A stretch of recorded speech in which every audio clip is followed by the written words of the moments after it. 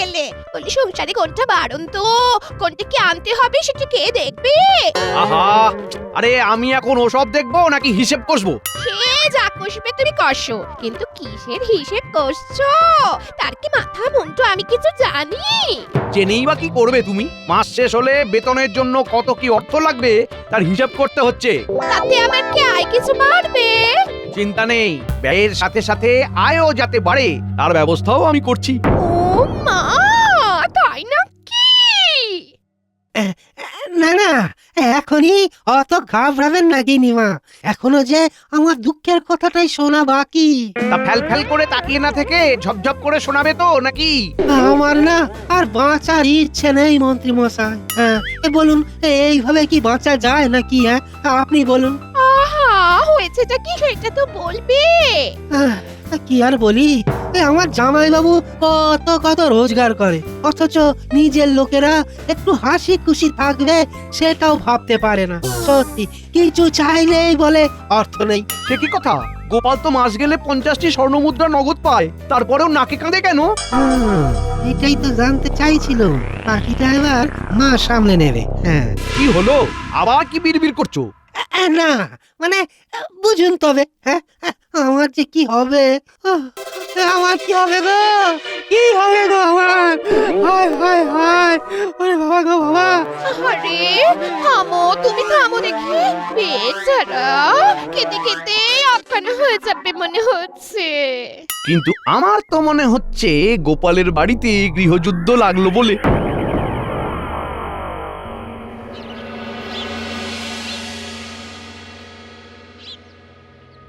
দেখ দেখ দেখ, তোর ভাইয়ের কি অবস্থা হয়েছে দেখ। আহারে, ছেলেটার মুখের দিকে তাকানো যায় না গো। সেই তো ভাই আমার যেন দিন দিন কেমন শুকিয়ে যাচ্ছে। শুকাবো না তো কি? হ্যাঁ, জামাইবাবু তো মনে মনে তেমনই ভেবে রেখেছে। হ্যাঁ, ছি ছি ছি ছি ছি ছি ছি ছি, শুনতেও লজ্জা। ওর মতোই তো অর্থ উপার্জন করে বাকি সভাসদেরা, তবু সবাই কেমন রসে বসে আছে, কিন্তু তোর জামাই বাবুরই অভাব যেন কাটে না। মনে হচ্ছে আমাকে নিয়েই জোর আলোচনা চলছে। আলোচনা নয়, বলো সমালোচনা। হ্যাঁ, সে কি? কেন গো, কি এমন করলাম আমি? কিছু করলে তবে তো বাঁচতাম, কিন্তু তোমার হাত দিয়ে তো কিছুই গলে না। ওই, আর সবাই তো কেমন এটা ওটা সেটা করছে, শুধু তোমারই খালি নাকে কান্না থামে না। আমার মতো বাজে খরচ তো আর বাকিদের নেই, তাই তারা সবটা সামলে নিতে পারে, আমি পারি না। বলি, আর কত রকম ভাবে আমার মা ভাইকে অপমান করবে তুমি? তুমি তো ঠিক মতো ভাবনা চিন্তা করে খরচ করো না। হ্যাঁ, সেই জন্যই তো বলি, মাসের বেতন প্রতি মাসে প্রথমেই গিন্নির হাতে দিয়ে দেবে, তাহলে কিভাবে কি খরচ করে কোথায় কত টাকা জমানো যায় আমার মেয়ে দেখিয়ে দেবে। হ্যাঁ, ভালোই বুঝতে পারছি। এদের হাতে বেতনের সবটা জমা হলে কিছুই আর বেঁচে থাকবে না, তাই আমাকে অন্য ব্যবস্থা করতে হবে।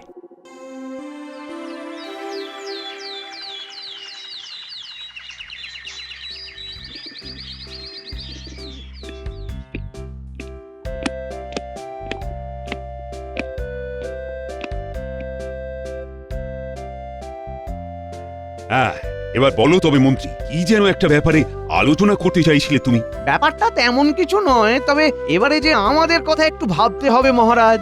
তোমাদের আবার কোন কথা? মহারাজ, নিত্য প্রয়োজনীয় সামগ্রীর দাম যেভাবে বাড়ছে, তাতে যে এবার বেতনক্রমে পরিবর্তন না করলেই নয়। এই না হলে মন্ত্রী মশাই, হ্যাঁ, আজে বাজে না বকে ঠিক কেমন কাজের কথাটা বলেছেন। হ্যাঁ, যথার্থ বলেছেন মন্ত্রী মশাই, উপার্জনে কিঞ্চিত বৃদ্ধি চাই। আজ যেন সবাই একেবারে আদা জল খেয়ে লেগেছে মনে হচ্ছে। তবে এইভাবে বলে কি আর মহারাজের মন গলানো যাবে? তার জন্য যে অন্য পদ্ধতি অবলম্বন করতে হবে। কি হলো গোপাল, তোমারও কি মনে মনে এই রকম কিছুই আছে? আমার মনে যা আছে সেটা না হয় মনে মনেই থাক মহারাজ। সেই ভালো, তবে সবাইকে জানিয়ে দিচ্ছি যে বেতন কোনো মতেই বাড়বে না। অন্য কোনো কিছু প্রস্তাব থাকলে বলতে পারো। মা, গোপালের কি বুদ্ধি! মহারাজের তালে তাল মিলিয়ে কেমন চুপটি করে বসে পড়লো। গোপাল বসে থাকার পাত্র নয়, এইমাত্র কিছু বলবেই বলবে। তবে বলছিলাম কি মহারাজ, বেতন বাড়ুক না বাড়ুক, বেতনের বেশ কিছুটা অংশ যেন ওই ভবিষ্যনিধি হিসাবে জমা রেখে দেওয়া হয়। কিন্তু তাতে লাভ কি হবে? গোপালের তো ওই রকমই কাজ, লাভ লোকসানের বিচার না করেই কথা বলে। লাভ আছে বই কি মন্ত্রী মশাই, ওইভাবে বেতনের কিছুটা জমলে প্রয়োজনে এককালীন সেই অর্থ পাওয়া যাবে। গোপালের কথাটা যুক্তিযুক্ত, ফেলে দেওয়ার মতো নয় মোটেই। কিন্তু তাতে তো বেতন কমে যাবে, সমস্যা কি করে কমবে? আমিও তো সেই কথাই বলছি, বেতন বাড়ার বদলে কমে যাবে, তাতে নাকি আবার ভালোও হবে। তোমার ভালো তোমার কাছেই রাখো গোপাল। ভালো কি আর শুধু আমার একার হবে? এতে সকলেরই ভবিষ্যৎ সুরক্ষিত হবে, আর রাজকোষে অর্থ জমা থাকলে তার সুদও পাওয়া যাবে।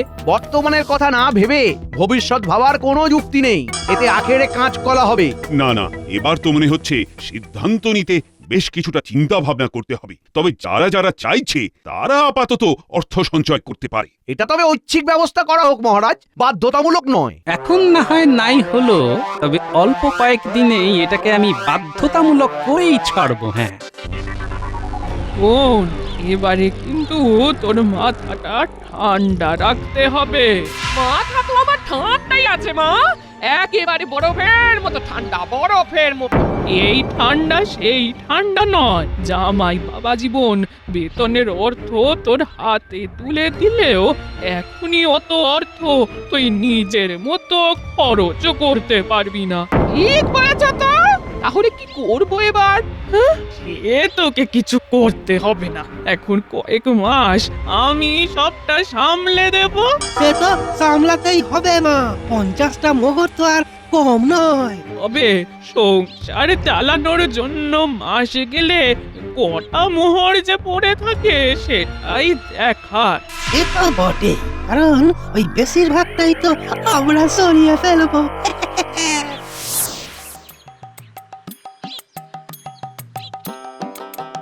এই নাও গিন্নি, তোমার সংসার এবার তুমি সামলা। ও মা, এইসব মোহর আমার?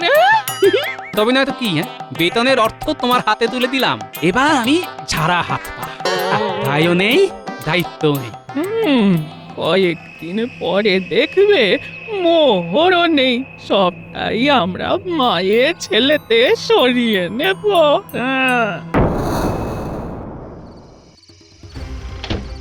দৌড় রেঁটে দিয়েছি, নাও মা, এবার ঝটপট গুনে দেখো তো মোহর কটা গুনে গুনে ওই 50টাই আছে কিনা। আরে বাবা, সেটা দেখবো বলেই তো মেয়ে আর জামাইকে সান্ধ্য ভ্রমণে পাঠালাম। ওরা ওই দিকে একটু হাঁটাহাঁটি করুক, আমরা বরং এদিকে একটু গোনাগুনি করে নি।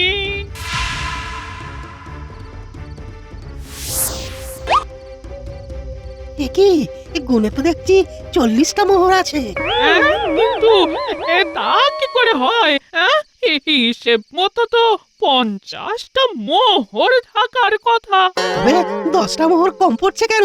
বুঝতে হবে ব্যাপারটা, বুঝতে হবে। মোহর কি আর এমনি এমনি কমে গেল? হ্যাঁ, তাহলে এবার কি হবে? না না না না, ঘাবড়ালে চলবে না। যাই হোক না কেন, আমরা আমাদের মতো অর্থ সরিয়ে ফেলার পর যা থাকবে তাই এই সংসার চলবে। না হলে আবার কি? না হলে আবার কি? লোকজনের কাছে ধার চাইতে হবে। গোপালের নামে ধার চাইলে গোপালের মান সম্মান বাড়বে না নিশ্চয়। এই অর্থ সরিয়ে রাখলে বাপ বাপ বলে যা আছে সব বের করে দেবে। হ্যাঁ, যাক, তাহলে এবার একটু একটু করে তোর বুদ্ধিটা খুলছে দেখছি। এবার শুধু বুদ্ধি নয় গো, দেখবে আমার হাতও কেমন খুলবে। মানেটা কি? আরে মানে আবার কি, মানে ওই যে আমি ওই হাত পাততে শুরু করব, 1 সপ্তাহ পর থেকেই ওই ধার চাইতে বেরিয়ে পড়বো। হ্যাঁ,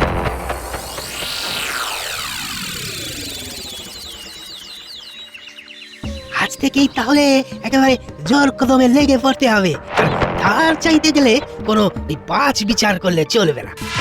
আরে বাস, এ তো দেখছি মেঘ না চাইতেই জল। কার কাছে ধার চাই? হ্যাঁ, ভাবতে না ভাবতেই একেবারে 3 মক্কেলের দেখা পাই। ব্যাপার কি ভাই, আমাদের কাছে কি চাই? আহা, ও কি বলেছে যে ওর কিছু চাই? খামোখা আগে থেকে কেন চাপ দাও ওকে? না না, এই কথাটা রাজকবি মশাই খুব একটা ভুল বলেননি গো। চাই তো বটেই, আর সেটা এখনই চাই। কি চাওয়ার কথা বলছো তুমি? অন্ন নাকি বাসস্থান? সবকিছুর জন্যই তো এবার আপনাদের কাছেই হাত পাততে হবে আমাকে।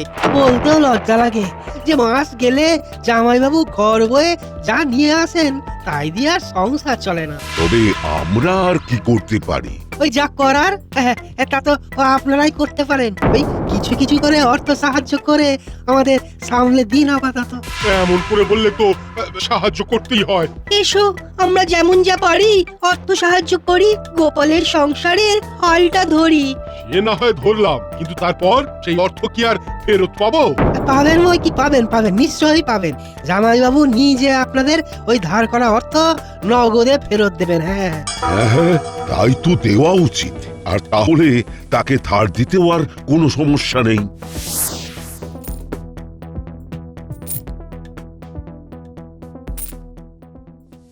তবে বাপু, ওই দেখো, ওই তোমার উপর ভরসা করেই মোহরগুলো দিলাম, তুমি আবার ওই ফর্সা করে দিও না জানো। হ্যাঁ, কি যে বলেন রাজ সেনাপতি মশাই। হ্যাঁ, ওই আমার উপর ভরসা না থাকলেও ওই আপনাদের গোপাল ভাঁড়ের ওপর তো আছে।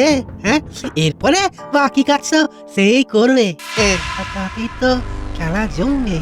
যেমন যা দেওয়ার তা তো দিলাম, এবার তবে এলাম। সভাসদদের থেকে যেমন যা সংগ্রহ করে ফেললাম, এবার ওই সাধারণ মানুষদের মধ্যেও ধার চাওয়ার ব্যাপারটা ছড়িয়ে দিতে হবে। হ্যাঁ, যাই যাই, ওখান থেকেই শুরু করি। হ্যাঁ, বলো কি গো, গোপাল দাদার এমন অবস্থা? আমাদের কি কিছু করতেই হবে? যতটুকু অর্থ সাহায্য করার করি, তারপরে তো বলছে গোপাল দাদা একটু সামলে গেলেই শোধ করে দেবে। হ্যাঁ, তোমাদের এই সাহায্যের কথা কখনো ভুলবো না গো, কখনো ভুলবো না। একদম ভেবো না, গোপাল দাদা সব শোধ করে দেবে, বুঝলে? আর যদি না করে তবে মহারাজ তো আছেনই, তার কাছে গিয়ে তোমরা অভিযোগ করবে, তবে তো আর গোপাল দাদা তোমাদের ঠকাতে পারবে না। হ্যাঁ, আমি এখন আসি, কেমন? হ্যাঁ।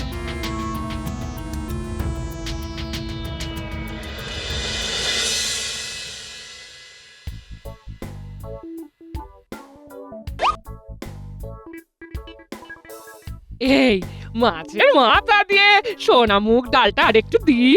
হ্যাঁ, না না, থাক থাক, এত কিছু তো হলো। তোকেও বলি হানি বাবা, ওরকম দি দি করতে আছে নাকি? হ্যাঁ, জামাই কি বলবে যে দাও? তোকেই তো দেখে শুনে দিতে হবে। এরপরে সর্ষে ইলিশ আর চিংড়ি মাছের মালাইকারিও তো আছে, সেটা নিয়ে আয়। এরপরে আবার এত কিছু? তাহলেই দেখো, দায়িত্ব নিয়েই তোমার গিন্নি কেমন গুছিয়ে গুছিয়ে চালাচ্ছে। তাই তো দেখছি, বাড়িতে বেশ ভালোই খাতির যত্ন হচ্ছে, কিন্তু হিসেব তো মেলাতে পারছি না। কি গো, কেমন করে চালাতে হয় দেখছো তো? হ্যাঁ, সে কি আর দেখতে পাচ্ছি না? ওইভাবে কি দেখছো বলো তো? হ্যাঁ, বাড়িতে নতুন আসবাব, শাড়ি, রূপোর বাসনপত্র সবই তো ঢেলে আসছে দেখছি। বুঝতে পারছি গন্ডগোল তো কিছু একটা হচ্ছেই হচ্ছে। তাহলেই বোঝো মা আমায় কেমন ভাবে তৈরি করছে। হ্যাঁ, যা হচ্ছে সব তো গোপালের ঘাড় ভেঙেই হচ্ছে। ধার শোধ করার দায়িত্ব গোপালের, আর আসলে ক্ষীর আমরা খাবো।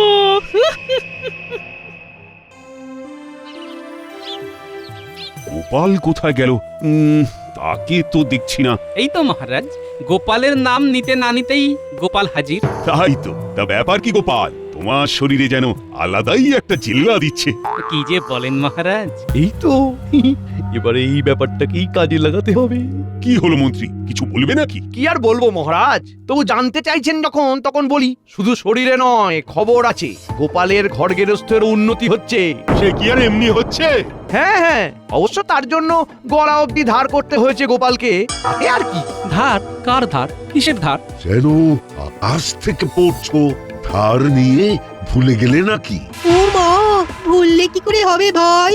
তোমার শ্যালক তোমার অসুবিধার কথা বলে অর্থ সাহায্য চাইলো, তাই তো দিলাম সবাই। আর কি সাক্ষী চাই? আমার কাছে তো সব লেখা আছে। গোপাল শ্যালককে দিয়ে কবে কার কাছ থেকে কত পরিমাণ অর্থ নিয়েছে সবটাই খোঁজ নিয়ে জেনেছি আমি। লোকজন সবাই সবটা জানে, শুধু ওই তাগাদাটাই দিচ্ছে না, এই যা।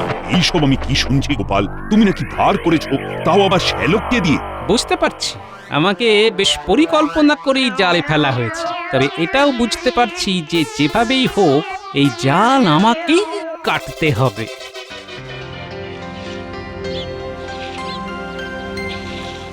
কই গো গিন্নি, তোমার মা ভাই এরা সব গেলেন কোথায়? কি হলো বলো তো?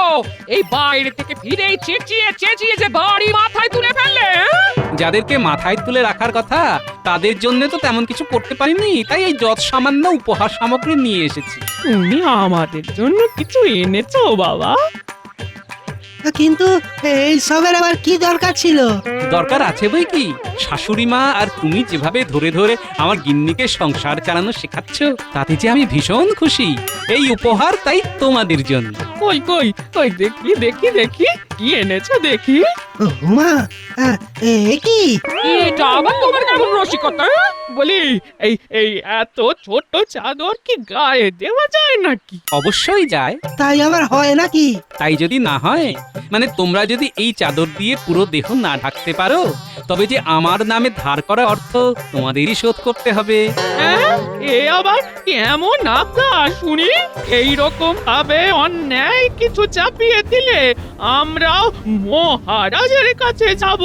নিশ্চয়ই যাবেন, 100 বার যাবেন। তাই জন্যই তো এমন চাল চালা, আমি তো সেটাই চাই। বিহিত করুন মহারাজ, বিহিত করুন, কিছু একটা বিহিত করুন। আরে আরে আরে, হয়েছেটা কি সেটা তো আগে বলবে নাকি? এই তো, এই দেখুন না মহারাজ, জামাইবাবু এই ছোট্ট চাদরটা দিয়ে আমাদের গোটা দেহ ঢাকতে বলছেন। আপনি বলুন রাজামশাই, কি করে করা যায় এমন? হ্যাঁ, এদিকে করতে না পারলে আবার ওর সব ধার দেনা নাকি আমাদেরই শোধ করতে হবে। সে কি গোপাল, এই অসম্ভব কাজ কি করে করবে ওরা? এটা কি গোপাল নিজে করতে পারবে? পারবো মন্ত্রী মশাই, কেন পারবো না? এই যে দেখুন দেখুন, কই ভাই, দাও দেখি চাদরটা চাপিয়ে দাও। কি কেমন মজা? হ্যাঁ, এটা ঢাকা দিতে গিয়ে যে ওটা বেরিয়ে পড়ছে গোপাল। কি গোপাল যে নিজের চালে নিজেই কুপোকাত। হ্যাঁ, দেখুন দেখুন মহারাজ, গোপাল পর্যন্ত পারছে না।